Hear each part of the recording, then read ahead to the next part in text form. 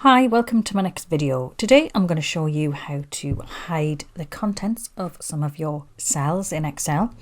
It's a sneaky one, but it's quite effective. There's a few ways to do this, but this one I'm going to show you uses formatting.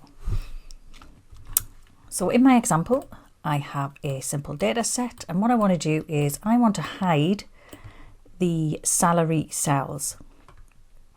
So what we do is you right click, hit Format Cells and hit Custom, and then we use 3 semicolons, hit OK, and it looks like the cell contents have disappeared, but if you click on them they're still there and they still work. So let's change Judd's salary to 50,000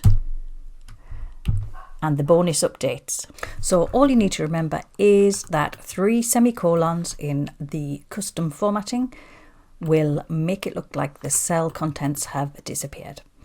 That's it for today. I hope you enjoyed the small Excel tip. If you did, subscribe, give it a thumbs up, ding the notification bell, and you'll be notified when I upload a new video, and I'll see you next time. Thanks for watching.